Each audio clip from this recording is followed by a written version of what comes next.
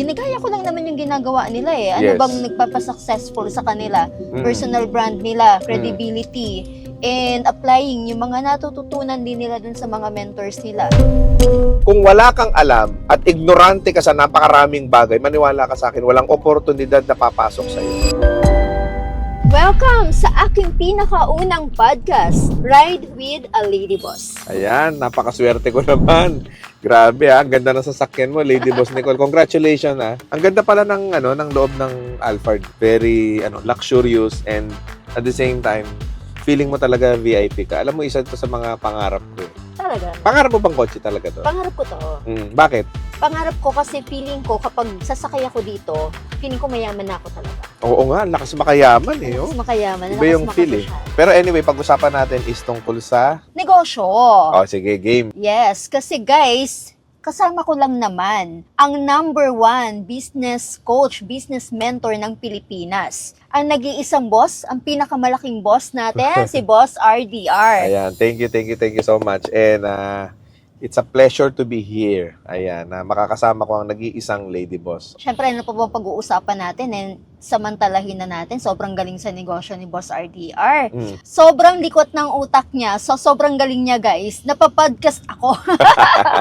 Sayang naman kasi, di ba? Magkano to? 6, 7 sa aftermarket. Ganito sa sakyan. Hindi gamitin mo na, di ba? Para Tama. pagkakitaan. Para maging asset siya, hindi siya maging liability, di ba? Utak negosyante talaga. Oo nga eh.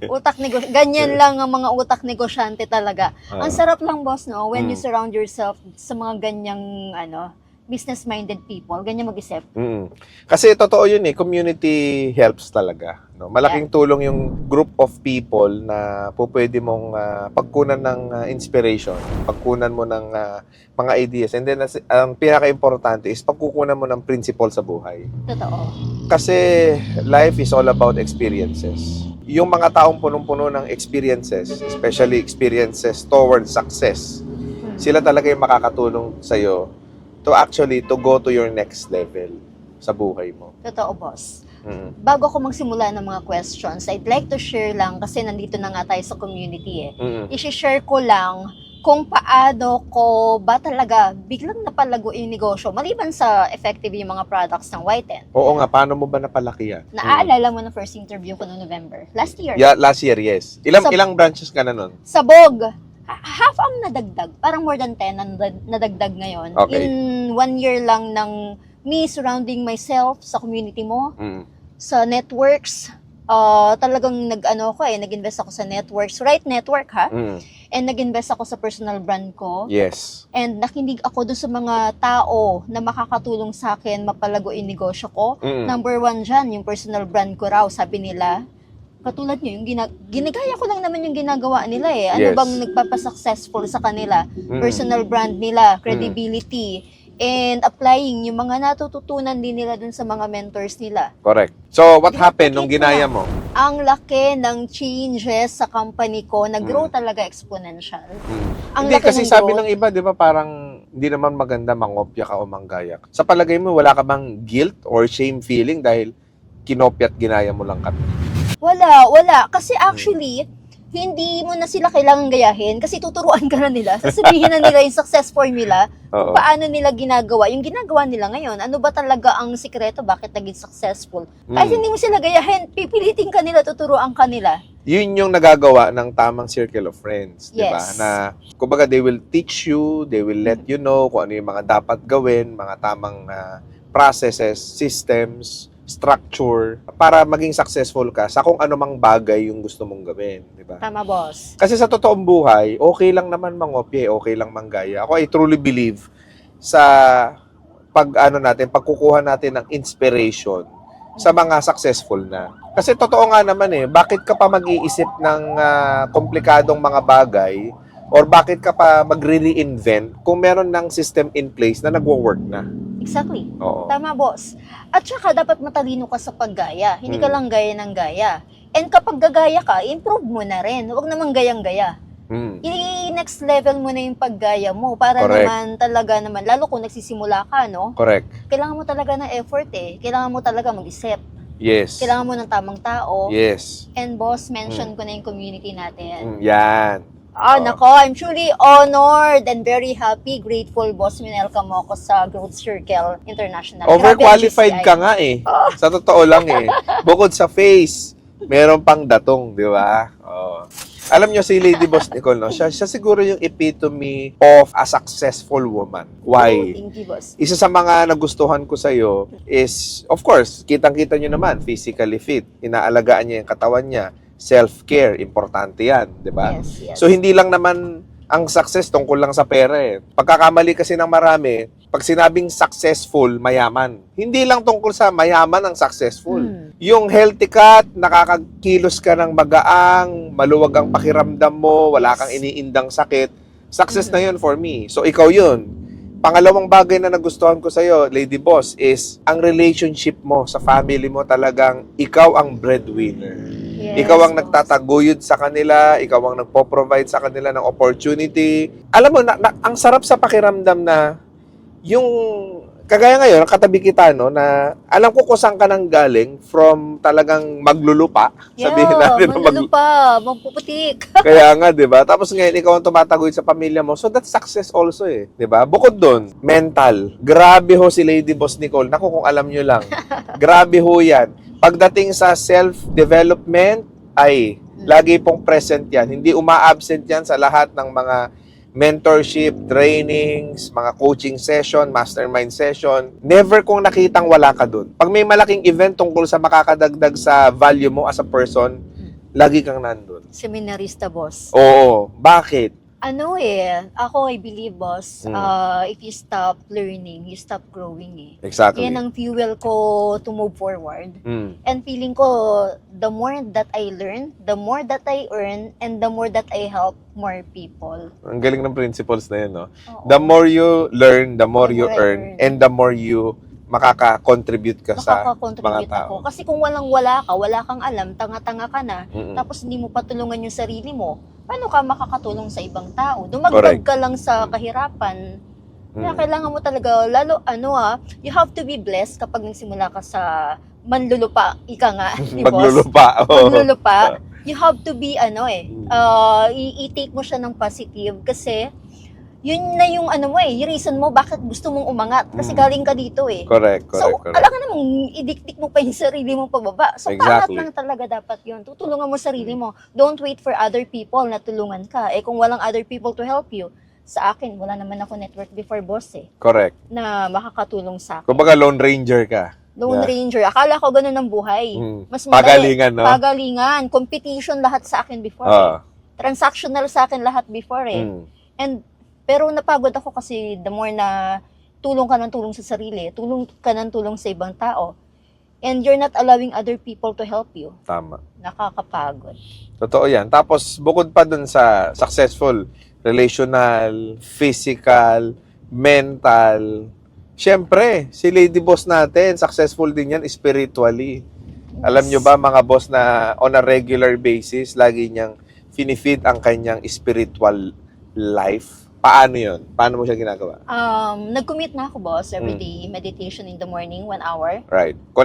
Kumbaga, connection with your divine creator. Yes. Okay. I connect myself. Nag-tap na ako sa source, sa pinakamataas. Yes. Kanino pa ba tayo kukuha ng wisdom? Yes. Di ba? Correct. Talagang sa taas lang muna, sa kanya muna, Correct. sa ating creator. Mm. Then, pangalawa, because we're spiritual being having human experience, I truly believe na kailangang alagaan yung physical body. Tama nga yung sinabi mo, boss. Oo. I work out, Every I day. meditate, I Yes. work out every day. Every day. Then, I keep myself grounded. Right. Talagang, kaya nga happy ako nung nakalipat ako because I experience every day, every morning, I experience nature, damuhan, sa garden, Ayan. water, sunlight, yan tulad niyan. Kaya very happy ako. May paano na tayo. May paaraw. May paaraw tayo. And air. Mm. Kaya na-appreciate ko yung mga bagay na to na hindi mo naman bibilihin ng pera. Libre lang naman. Libre, Binigay correct. na ni Lord sa atin. Namnamin na natin habang buhay tayo. Karamihan ng tao, no, minsan yung libre, or kadalasan yung libre, hindi natin appreciate. Yeah, taken for granted yan. Oo, kumbaga, ako sabihin ko, yung, especially doon sa mga taong makakapanood ng video na to, bakit ka ba nai-stress at nade-depress sa mga problema mo? Where in fact, pagising mo sa umaga, may araw na nandyan. Yeah. 'Di ba? Pumunta ka lang sa sikat ng araw, makikita mo na nabuhay ang Diyos. Nandyan siya to actually provide vitamin D for you, 'di ba? Dapat mo ipagpasalamat 'yan. Tulog. Nakakatulog ka sa gabi, 'di ba? Yan. Nawawala yung sinag ng araw, bibigyan ka niya ng gabi. Makakatulog ka ngayon. 'Di ba? Something na minsan nine-neglect natin. Pero napakalaki pala netong mga bagay na to sa buhay natin na hindi natin napapansin. Alam mo, ang dami natin dapat ipagpasalamat sa buhay natin eh. Kaya anong dahilan nalulungkot ka? Nai-stress ka, nadidepress ka. May problema ka, okay, di solusyonan natin. Eh yung problema, Boss RDR, wala nang solusyon. Eh di wag mong solusyonan, hindi na problema yan. Tama? Yeah, out of your control. Wala Out na of yan. your control, move forward ka na sa buhay, gumawa ka ng mga bagay na makakapagbigay sa'yo ng kagaangan ng pakiramdam mo at ng buhay mo. Tama. Di ba? Kasi bakit mo ilulugmok ang sarili mo Mhm. sa isang bagay na alam mo namang hindi mo namang kayang solusyonan? So, Makes sense. oo, Tama. di ba? Tandaan natin, kapag sobrang dami nating problema, clouded tayo ng mga negativity sa buhay, lalong nawawala yung belief level natin sa Panginoon Diyos. Lalong nawawala. Bakit? Imbis na siya iniisip mo, mas iniisip mo yung problema mo eh. Imbis na iniisip mo yung mga bagay na dapat mo ipagpasalamat, ang naiisip mo yung mga bagay na wala sa'yo. Agree. Tama? Kaya talaga sa buhay, paramihan ng ipagpapasalamat at bibigyan ka ng napakaraming bagay sa buhay na ito. Yes. I agree, boss. Mm. Na the more also you focus dun sa mga things that you're grateful for, yun yung ma-attract mo eh. Kasi nandun yung focus mo eh. Mm. Pero pag nag-focus ka sa problema, pansinin nyo, tuloy-tuloy ang problema. Correct. Ang focus mo na sa problema eh. Hindi ka nag-focus kay Lord na bigger than your problems. Correct. Ikaw ba pinagdaanan ka ng malalaking mga problema? Ay, boss, marami. Mm, And sige. I welcome problems. Kasi... Welcome problem sa'yo? Oo, welcome ako. More problems, more money for me. Ang galing, no? More problems, more money. Kasi dyan naman nag-uumpisa mga negosyo eh. Mm. Yung mga solve problems ng tulad ng mayayaman. Pag sinolve mo ang problem ng mayaman, mas malaki ang reward mo. Kapag Totoo sinolve yun. mo ang problema ng mas maraming tao, ng masa, mas malaki ang reward mo. Kaya kung wala tayong negosyo, walang problema. Eh, oo nga, no? Ibig sabihin, ang problem pala, laging may reward. Lagi may reward. Ang galing, no? Oo nga, no? If you try to think of that, di ba? Totoo yun eh. Na kapag ka, ito parang ang analogy ko dyan, kapag ka humiling ka ng blessing sa Diyos, bibigyan ka niya ng napakaraming challenges. At pag na-solve mo yon, nandun yung blessing sa dulo. Ay, very nice. Di ba? Totoo yan, boss. Laging parang may obstacle, di ba? Lagi may obstacle. Example, humiling ka ng kagalingan sa nararamdaman mong sakit. Ang ipapaunawa niya sa'yo, yung mga kinakain mo, yung mga lifestyle mo, di ba? Hindi naman literal eh. Tama? Lagi siya nagbibigay ng, kumbaga may process ng pag-receive ng blessing. Ang process is, when you ask for wisdom, kaalaman. And ask for courage na maharap lahat ng problemang darating sa'yo so that masolusyonan mo ito at mas maging magaling ka sa buhay. Kasi kung ibibigay sa'yo instant, temporary solution yun eh. Wala kang natutunan dun eh. So, life is all about learning experience. Ganda. Yes, boss. Diba? I agree. Nakakatuwa lang, no? Hindi pa ako nagtanong, boss, ha? Oo nga eh. Nasabi. Ang daldal kasi ng ano mo eh. O sige, magtanong ka ng... Boss, Ayan. doon sa mga, ito kasi nare-receive ko same question doon sa mga followers ko eh. Doon sa mga gustong magsimula ng negosyo pero walang puhunan, anong mabibigay mo sa kanilang advice? Okay. Ang unang kailangan nyong gawin is mag-enroll po kayo sa YouTube University. Okay? Libre yun. Yan ang unang. Kasi bakit? I-feed mo muna yung sarili mo ng know-how, knowledge, information. Malay mo may mag-pop na dyan, na idea dyan. Although, sasabihin ng maraming mga pilosopo, Boss RDR, hindi naman libre yan. Bakit? May babayaran tayong data dyan sa YouTube eh. Okay, sige, given may babayaran kang data. Ang point ko lang is, eto yan eh, kung wala kang alam at ignorante ka sa napakaraming bagay, maniwala ka sa akin, walang oportunidad na papasok sa'yo. So, ang pinaka-basic principle of success, gain knowledge. That's the first step. Ang prinsipyo ng success, gain knowledge. Knowledge. Yun talaga. Mhm. 'Di ba? So, enroll ka, YouTube University. 'Di ba? Hanap ka ng mga something. How to. Kaysa ang tinatype mo lagi sa YouTube mo is, diyan sa search bar mo is mga entertainment. Subukan mong i-type yung first word. First 2 words. How to. Tapos, lagay niyo yung kasunod.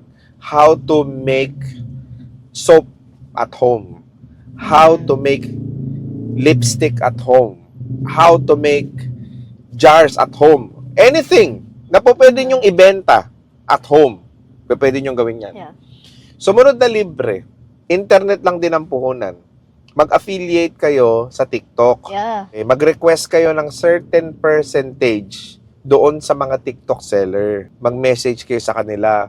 Or meron silang available dyan sa Yellow Basket na po pwede ninyong i-post sa mga TikTok account ninyo. Automatically makakakuha ka ng affiliate percentage. Yun eh. So, anong ibig sabihin? Para makapagnegosyo ka, magbenta ka ng kahit ano. Anything. Di ba? So, kung wala ka pang ipupuhunan, edi makibenta ka muna. Mag-resell ka muna. Yun ang negosyong mga walang puhunan sa palagay ko. And walang lugi, boss, kasi wala ka naman nilabas na investment dito. Totoo yun. Kaso nga lang, ito yung sasabihin na naman ng marami. Kasi alam mo yun mga tao, sawang-sawa na ako sa ganyan. Dami nila katwiran. Sa totoo lang. Boss RDR, ganito kasi problema ko eh. Hindi ako technical na tao eh. Hindi ako techie. Paano yun? Ganito yan. As long as may cellphone ka, uulit-ulitin ko. Gumawa ka ng paraan, i-type mo lang yung how to. How to be an affiliate sa TikTok. Di tapos na problema mo. Diba? Ganun lang. Mag-gain ka lang ng... Talagang, minsan kasi nandun sa mga words na ginagamit natin. Bakit hindi tayo gumagaling sa buhay eh? Alam mo yung simpleng how to na pagtatype, yung 2 words na yun, napaka-powerful nun. Yun ang sikreto ng pagyaman sa panahon natin ngayon. Dapat marunong ka mag-type ng how to sa YouTube. Thank you so much, boss. Yan ang frustration ko, boss. Ang daming gustong yumaman. Ang daming gustong maging successful. Oo. Willing ba kayong pagdaanan yung mga pinagdaanan namin? Willing ba kayong magkaroon ng common sense man lang kahit konti, mag-search man lang ng how to. Diba? How to earn money nang wala Tama. ka nilabas. Search nyo. Pwede namang Taglish. Hindi Oo. nga rin Tsaka kailangan marami nang lalabas dyan. Oo, may chat GPT na rin, no? Available na rin yun. Libre din yun. So, makatulad namin premium kasi marami kaming tanong kay ChatGPT. Oo. Kasi marami kaming tanong kasi gusto namin mas mag-grow na mag-grow. Yes. Sa mga nagsisimula, mas kailangan nyo mag-effort. Correct. Pwede rin kayo mag-message kay Boss RDR. Message nyo sa Facebook. Boss, paano bang, di ba, kung talagang gusto nyong gawin, maraming paraan. Oo. Ang problema, marami ding excuses. Oo. Marami ring dahilan. drama, marami ring dahilan. Nauuna pa actually yung dahilan. Gustong yumaman, pero Mas madali marami kasi yun yung eh. dahilan. Alam mo kaya ganyan, alam mo mga boss, no?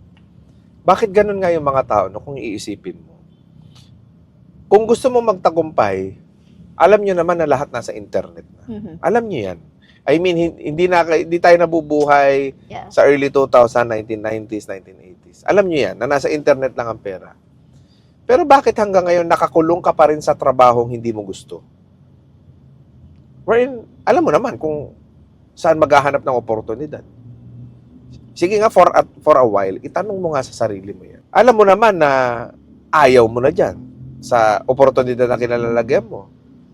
Nasa abroad ka man ngayon, nagtatrabaho ka dito. Ni simpleng research, ayaw mong gawin. Kasi mas pinipili mong maglibang gamit ng internet. Tama, di ba? Yeah. So, ano ibig sabihin? Ang tao talaga gusto niyang yumaman, pero ang pinipili niya yung pagiging mahirap. Life is all about options. May options tayo sa buhay. Huwag niyo sasabihin wala kayong option, wala kayong choice. Kaso nga lang lagi natin pinipili yung option or yung choice na makakapagpahirap sa atin. Yun doon totoo. Totoo yan. Yun kasi yung madali eh. Hindi, readily available. Readily Nakasanayan available. na. Oo. Kumbaga parang ganito. Okay na ako dito sa trabaho ko eh. Tumatanggap ako ng kinsenas katapusan eh. So parang yung comfort na yun na naibibigay ng sahod na yun, nawawala na yung, alam mo yun, nabubura na sa isip nila yung pangarap. Nabubura na sa isip nila yung gusto nila magkakotse, gusto nila magkabahay, gusto nila matupad yung mga gusto ng mga magulang nila, yung mga pangarap ng mga magulang nila. Kasi naging clouded na eh. Why? May tinatanggap eh. O ngayon, pag nawalan, halimbawa, nabuwisit sa boss, nainis sa abroad. Tsaka ngayon, mag-i-ignite niya yung creativity. Magnegosyo na lang kaya ako. Tama, doon mag-i-spark ulit yun eh. Umalis na lang kaya ako dito. Magganto na lang kaya ako. So tignan nyo, tuwing may problema lang kayo, tsaka nyo naiisip na mag-move forward sa buhay. Bakit? Yung problema kasi ang nag-aalis sa kanila doon sa comfort. Yes. Kaya napakasarap magka-problema. Totoo. Tama, di ba? Kasi pag wala kang problema, ano ka na eh, komportable ka na eh. Totoo yun. Hindi mo maisip na, ay, kailangan ko pala to. Oo, totoo yun. Kaya yung mga tao talaga, alam mo, ito nagta-travel tayo. No? Nakita ko, dami nakasakay sa MRT, dami nakasakay sa bus, nakikipagsiksikan sila. Okay naman yan, okay lahat yan, nagko-commute ka, nag-MRT ka. Kung yan ang trip mo sa buhay, kung yan ang gusto mo, then go ahead, do it for the rest of your life. Pero kung hindi yan ang pinipili mong buhay, hindi yan ang gusto mo sa buhay, hindi yan ang trip mong gawin panghabang buhay, why not take that small steps para makagaang-gaang ka naman at makuha mo naman yung pangarap mo. Lagi kang naiinggit, naiinis ka sa mga dikotse, naiinis ka sa mga may bahay. Eh sa totoo lang, yun naman ang buhay na deserve mo eh. Hindi mo lang ina-actionan, yun ang totoo. Deserve mo yan. Kung sa tanungan na deserve ko bang yumaman, lahat ng tao ay pwedeng pagpalain ng Diyos. Yes. At gusto niyang pagpalain. Kaso nga lang, dapat may actions taken. May choices sa buhay. I agree. Hindi lang puro nasa Diyos ang awa, tapos wala kang gawa. Totoo Pray yan. ka ng pray, pero hindi ka naman kumikilos. Totoo yan. Binibigyan ka na ng Diyos ng solusyon, ng paraan para yumaman. Wala ka namang ginawa. Paano tayo yayaman? Wala na yayaman. Ganun talaga. Hindi, kahit wag na yung pagyaman, boss eh. Sa health na lang. Isipin mo ha, nakaratay ka dyan sa higaan ng kama ninyo, may sakit ka. Tama? Hindi ka makagalaw, hindi ka makatrabaho ng maayos dahil may iniinda ka sa katawan. Hindi ka makapaghanap ng oportunidad ngayon dahil may sakit kang dinaramdam. Eh, ang tanong ko sa iyo, ano bang ginawa mo nung mga nakakaraan? Tama? Sagad ka sa bisyo. Hindi mo binibigyan ng oras ang sarili mo. Binubugbog mo ang sarili mo sa katatrabaho. O ngayon, nung ikaw ang siningil ng katawan mo, ano na nangyari sa'yo? Sisisihin pa nila Diyos. Di ba? Dapat pinagplanuhan natin ang buhay. So ngayon, kung wala kang nararamdaman, ayusin mo na yung sarili mo. Yes. Makulit kasi mga tao, sadya. Totoo yan. Kahit ako man ganun din ako eh. Sabihin na wag kumain ng ganito, kakainin mo pa rin. So sadyang makulit ang tao. Pag Normal may na tao. nararamdaman, doon lang titigil. Doon lang titigil, di ba? And ako naniniwala ako, boss, kung gusto mo talaga ng mas komportableng buhay, kailangan, marunong kang una mag-isip. Pangalawa, marunong kang makinig sa mga tamang tao. Oo. At pangatlo, willing kang pagdaanan yung mga ganto na hindi komportable. Like number 1, ako, boss, mahihain ako before eh. So ngayon, pinagdadaanan ko na yung mga iniiwasan ko dating uncomfortable conversation. Like, pagtanggal ng employee, kapag it's not, hindi na talaga nag-work or hindi aligned, uncomfortable yun sa akin for me before. Ngayon, normal na lang. Like, number 2, gantong interview, no? Boss RDR! Yes. Never have I imagined na makaka-interview ko ng mga sikat. Uncomfortable sa akin to 10 years ago, boss. Baka hindi ako makapagsalita dito na na lang ako, naging poste na ako dito.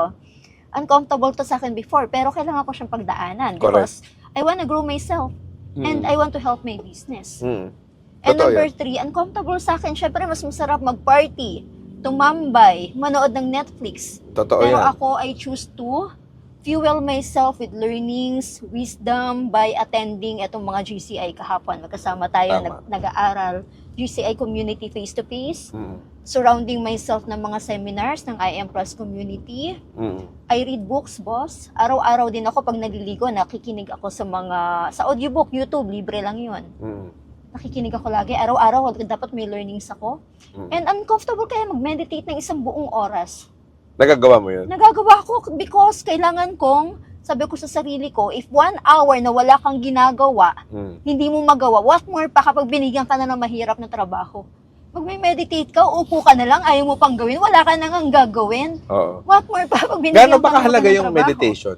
Para sa mga viewers natin. Ako, boss, kahapon, the whole day, sobrang dami kong meetings, tapos ang aga natin sa HOT. sa HOT.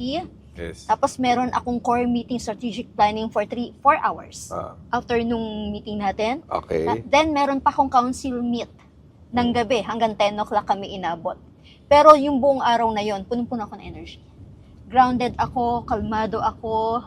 Meron ako niraran ng negosyo. I do networking, I do learning. Meron pa akong anak na 2 years old. Grabe, no? Mami din ako. One-woman Grabe. corporation. Ano mo bang corporate? Grounded ako the whole day, boss. Hindi ako Grabe. nauubusan ng ideas. Parang gusto ko pa magsalita. Yes, because you have given yourself 1 hour a day. 1 hour a day na ako naman muna. Yes. Sarili ko muna. Tuwing anong oras maganda mag-meditate? In the morning, boss, kasi the whole day, ano na yan eh. Basta nag-meditate ako, game on, laban na yan the whole day. Kahit anong mangyari, kahit anong problema, haharapin ko yan. Alam mo, interview mo to eh. Ako yung tanong na Alam niyo, actually, podcast ko to eh. Pero si boss nagtatanong sa akin. ang Sanay tagal kasi ko ako magtanong ko. Sorry. Yun, the whole day, early in the morning. Before mabisi ako sa buong araw kasi hindi mo control eh. May mga darating at darating dyan eh, lalo kung nanay ka. So early in the morning, I give my 1 hour to myself. Yes. Then I pray. Ayun, yun ang maganda. I tap to the source sa umaga. Then Lord, ikaw nang bahala the whole day. Then I Correct. surrender. Correct. Then laban na. Then I do my best. Lagi ako full out boss sa lahat ng ginagawa ko. Kumbaga walang hindi mo gagawin yung best mo. Lahat ng ginagawa mo gagawin mo yung best Kahit sa lahat boss. Kaya kanina before you came sa interview mo sa akin, mo. nag-release na agad ako, nag-clearing na agad ako. So frustrated ako sa nangyayari ngayon. You're all over guys. Sino pagod dito? Kayo? Ako. Sinong interviewin? Kayo? Ako. Sinong nasa camera? Kayo? Ako. So I want to have to do the best sa interview kay Boss RDR because he deserves the best. Correct. So tulungan nyo ako. Huwag yung kayo pang magiging pabigat sa akin. I'll do my best pero please commit na mag-uumpisa tayo ng solid, matatapos tayo ng solid. Right. Kasi gusto ko best talaga sa lahat. Parang kung bawiin man yung buhay, boss, wala ko At least nagawa mo lahat. Nagawa ko Yun ang, alam mo, minsan yung regret kasi, ito yan, kaya tayo maraming pinagsisisihan sa buhay. Kasi minsan may dumapong oportunidad sa'yo na ikinayaman ng ibang tao. Pakinggan nyo ito maigi Minsan sa buhay ninyo, may dumapong oportunidad, pero magulat ka at mamukat-mukat mo na ibang tao ang nanamasa at umasenso doon. Tapos may panghihinayang sa puso mo. Alam mo, maraming taong may experience na ganyan. Sa baba tayo Maraming taong may experience na ganyan. Totoo yan. Kasi, yung mga tao na dinapuan ng oportunidad, karamihan ang ginagawa nila, taken for granted. Taken for granted. Karamihan. Yung tipong, alam mo yun, na ibinigay na, ipinagkaloob na, eto na, yayaman ka na, magiging successful ka na, asenso ka na. Magiging successful ka na, tapos, sinayang mo lang. Alam mo, parang ganito. Meron akong kwento dyan. Si Wendy, oo, yung CEO ngayon ng RDR Business Solution. Empleyado ko siya dati. Naging mag-business partner kami nung nag-part ways kami nung mga original kong ka-business partner.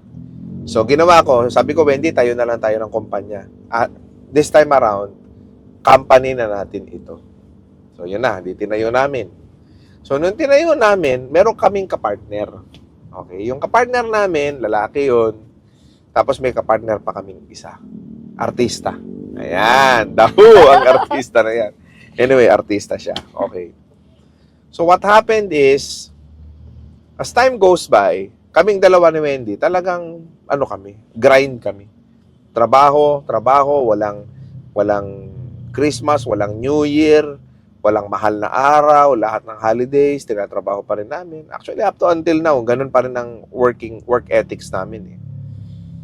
Pero yung dalawang kapartner namin, what happened is, yung isa, naging hindi na nagpakita. So, nawala na siya. So, pinaamin ko yung corporation namin. So, tinanggal ko siya sa corporation. Binalik ko yung perang ininvest niya. Kasi, hindi naman siya nagpa-participate. Wala naman siyang interest. So, tinanggal ko siya. Yung isa naman, nag-perform. Kaso nga lang, ang performance niya is hindi world-class. Yun ang nangyari. Hindi world-class yung performance niya. So, what happened is, dahil hindi world-class ang performance, in-assess, sabi ko, gusto mo bang ma-stress araw-araw nakasama ako or ibigay ko na lang sa'yo yung pera mo. Yung current na share mo ngayon kung magkano na yung value. So, it turned out, sabi niya, sige, kunin ko na lang yung pera ko. So, yung pera niya naman na in-invest, nag-time is 4 naman. So, kumita. So, turned out, natira kami dalawa ni Wendy. Right after that, yung kumpanya namin, sumobrang, alam mo yun, naging sobrang successful at nandito na kami ngayon. Grabe, no? Oo, na currently, nasa 9-digit na ang valuation ng company namin as of today. Wow. So, meaning to say, dumapo na sa kanila yung oportunidad eh. Pero pinakawalan nila. So, kaya ako naniniwala na ang Diyos talaga, sa buong buhay natin, bibigyan niya tayo ng isang chance, isang pagkakataon na hindi dapat natin sayangin. At dapat maging aware tayo na anytime darating sa atin yun. Ang ganda ng sharing mo, boss. Gusto ko yun. So, yung dalawang yun, malamang ngayon nagsisisi. Hindi naman sila nagsisisi kasi yung isa naging fitness coach siya, which is yun talaga yung passion niya. Pero in terms of financial, syempre, malayo. In terms of financial. And in terms of happiness sa buhay. Syempre, iba pa rin ang fulfillment kapag ka mas marami kang pera eh. Aminin na natin yun. Oo, boss. totoo talaga yun. Komportable. May problema ka man, hindi na ganun. Pag-shopping ka na lang, parang hindi mo masyadong hindi. Totoo yun. Yung isa naman, artista pa rin siya, nagagawa niya pa rin yung gusto niyang gawin. Kaso nga lang, again, iba pa rin kapag ka artist. Imagine mo, artista kang mayaman. Ay, sarap. Magkaiba, di ba? Oo. O fitness coach kang, ikaw may-ari ng gym at mayaman ka pa rin. Tama, di ba? Mas okay yun. Iba rin. Diba? So, ako naniniwala na iba rin talaga yung may pera talaga. So, boss, paano mo nakita yung potential kay Wendy? Kasi share ko lang sobrang galing ni Wendy. Gusto ko ng 10 Wendy actually sa company. Ganong level ng galing. Oo. Actually, si Wendy nag-apply sa amin nung dati kong mga partner, na-hire yan sa bahay lang. Sa isang rented apartment sa Tandang Sora. So, right then and there, pagkakita ko kay Wendy, in-assess in-interview namin, kasi nag-i-start pa lang company namin nun eh. In-assess nung ka-business partner ko, sabi niya, tingin ko magaling tong tao na. So, ako final interview. Nung final interview ko, truly, magaling nga. So, hinire namin. Una-una makikita mo yung galing eh. Pero nung tumagal, nakita ko yung ugali. Actually, yun ang hindi nakikita ng maraming boss eh. Lagi lang nila nakikita yung galing. Ayan na. Nakita ko yung ugali ni Wendy. Hindi transactional. Hindi siya pera-perang empleyado. Napansin ko eh. Mahal na mahal niya yung trabaho niya. Sukdo lang, wala siyang day off, wala siyang pahinga, hindi siya umuwi. Paano nangyari? Buong pandemic nasa amin, di umuwi ng bahay. So sinamahan kami kahit sa point na sobrang hirap na hirap yung company, kasama namin si Wendy. Hindi kami iniwan. Bukod doon, ang nagustuhan ko sa ugali niya, never lumaki ang ulo. Never. Never ever na kumbaga, na-feel niya na boss na siya, may-ari na siya. Never siya naging entitled na tao. So, yun. So, kaya, siguro, naging ganun siya. Sunod lang siya ng sunod eh. Pag sinabi kong punta tayo dito, punta siya. Pag sinabi kong dito tayo, dito siya. So, yun yung nagdala siguro sa kanya kung nasaan man siya ngayon. Yun yung magandang lesson sa mga empleyado, no? So, gusto nyong ma-promote? Gusto nyo na maging, eto na lang kung talagang mabait ang mga employer nyo, maging partner kayo ng company? Yan, si Wendy, empleyado ko dati ngayon. Business partner ko and she owns majority of RDR Business Solution. Dating empleyado. Dahil pinatunayan, hindi lang yung skills, pati yung character. May integrity, may puso sa company, may puso sa owner, and nag-iisip as if she's the CEO of the company. Hindi ka nag-iisip na empleyado lang ako, admin lang ako, kung Correct. anong nasa scope of work, kung anong sinasahod ko, eto lang. Paano kayo po-promote? Gusto mo pala, ganyan lang. Correct. Dapat bilang empleyado, dapat ako naniniwala, mga empleyado dapat may pangarap. Yes. Kasi pag may pangarap sila, hindi sila gagawa ng mali. Tama? Kasi focus sila doon sa pangarap nila. 'Di ba? Yung iba, nagnanakaw ng oras sa trabaho. Hindi pa out, nag-out na. Niloloko pa yung bandiklak. Tama? Marami yan, boss. May mga ganyang experience din ako. 'Di ba? So, paano ka asenso? Kung yun lang pagpasok mo sa trabaho, dinuduga mo na, dinadaya mo na, 'di ba? Bukod diyan, paano ka asenso? Kung papasok ka araw-araw sa trabaho, ang gusto mong gawin, mag-out na kagad. Tama? Umaga pa lang, gusto mo sana mamaya mag-out. Hindi ko magets eh. Hindi ko maintindihan eh. Nung wala kang trabaho, naghahanap ka ng trabaho. Tapos nung nagkatrabaho ka, gusto mo, umaga, out na kagad. Tama, di ba? Tama. Ang mindset nila, sana mag-alas 5 na. Ano ba yun? Tapos gusto ma-promote. As gusto ma-promote. Ano ba yun? Di ba? I-share ko lang din, boss, ha. Napag-usapan na rin natin itong mga empleyado. Alam mo, swerte kayo, yung mga empleyado na meron kayong mga employer na willing mag-invest sa growth nyo, career and personal growth. Yes. Kasi si Wendy, nakakasabay ko yan sa seminar eh. Oo. Talaga pinapadala ni Boss RDR yung mga tao niya sa mga seminar. I invested millions and millions and millions of pesos para sa mga tao ko. Milyon ang gastos ko dyan. Imagine that. Ako, walang nag-invest sa akin na company. Ako mismo ang gumagastos sa mga learnings ko, sa mga seminar, sa mga libro. What more pa kayo ng mga empleyado, no? Natututo na kayo, sinasahuran pa kayo, natututo kayo directly, mini-mentor kayo ng mga business owners na nagsimula din sa wala. Kukunin mo na lang, gagawin mo na lang yung best Totoo mo yun. eh. Totoo yun. Transactional kasi yung iba, boss. Anong yung iba? Karamihan ng empleyado, transactional. Karamihan. Ibig sabihin, papasok, uuwi, papasok, uuwi. Walang malasakit. Yes, I agree. Oo. Pero, wag din naman natin ipagkamali. Hindi naman lahat kasi ng may-ari kagaya natin. So, just to be fair, no? Just to be fair. 'Di ba? So, kaya nga sinasabi ko kanina, kung empleyado ka, di ka masaya dyan sa employer mo, sa trabaho mo, toxic ng environment, dilayasan mo. Tama. 'Di ba? Lipat ka na ibang trabaho, yung magiging masaya ka naman. Para naman excited kang pumasok araw-araw.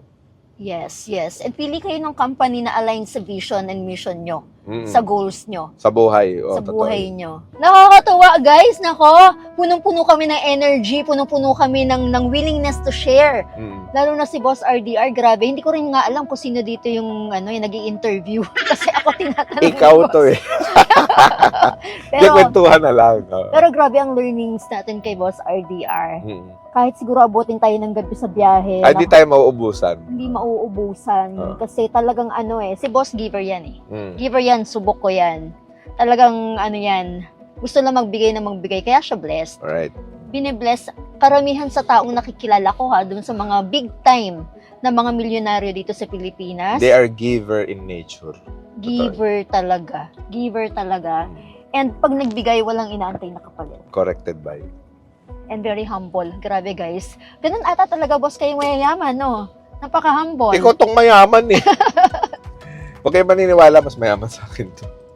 Tsaka hindi pala mas mayaman. Siyang mayaman, ako ang maglulupa. Uy, huwag kayong maniwala, guys. Anyway, I'd like to thank you, boss. Yes, thank you so much. Yan. First boss. episode. First episode ng podcast with a lady boss. So, maraming salamat for watching. Again, I'd like to thank our nag-iisang boss, Big Boss, Boss RDR.